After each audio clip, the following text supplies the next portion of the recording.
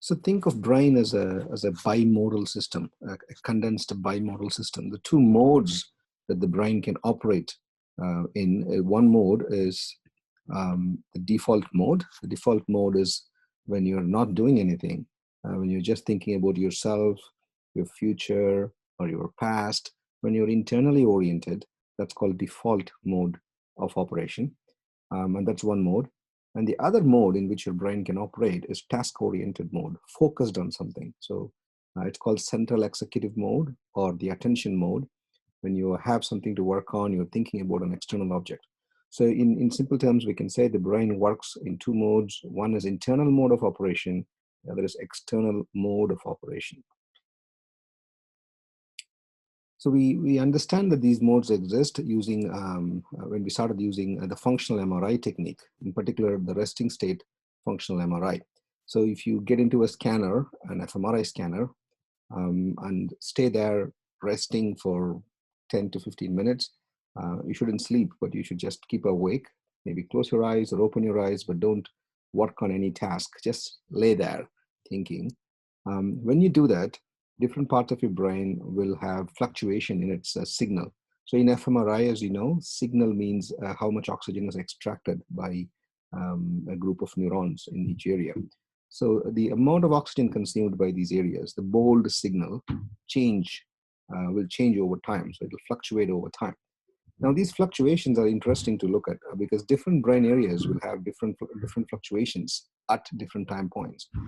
So what you see here is an example of an area, a posterior cingulate cortex in yellow. So you'll see the fluctuations here. The signal goes up and down over time. You also see the interparietal sulcus, the blue area. It also has signals going up and down. Interestingly, if you correlate these two time series, they will be anti-correlated. In other words, whenever the signal goes up in one area, the posterior cingulate cortex, the signal will go down in the other area, the interparietal sulcus. So if you then map all of these anti-correlations, you will end up having two distinct set of brain regions, and one of them is called the default mode network, and the other is called the executive network or central executive network, CEN. So in this picture, this was discovered initially by Michael Fox and Marcus Raichle in Washington University. This was published in PNAS nearly 15, 16 years ago now. So this idea has taken over the field for a long time now. So basically, if you look at a brain like this in a resting state, you'll see two modes of operation. So all that you see here in red is the executive network, and all you see in cool colors, the greenish blue, these are default mode networks. So one thing to note is the default mode network regions are usually cortical midline regions, and the midline means medial, and the lateral brain regions, the ones which are on the outside of your hemispheres, those are lateral regions are generally the executive region. So here what you have is posterior parietal cortex and the dorsolateral prefrontal cortex constituting the executive network. It's also called frontoparietal network.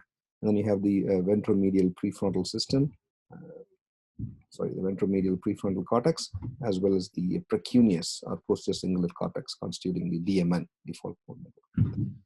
Now, if you have two modes of operation, you need to have something that switches us in between these two modes, correct?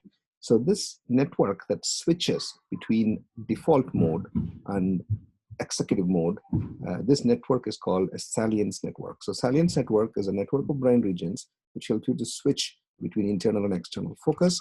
This was discovered initially by Vinod Menon at Stanford and also Seeley, Bill Seeley, a neurologist, again working in California.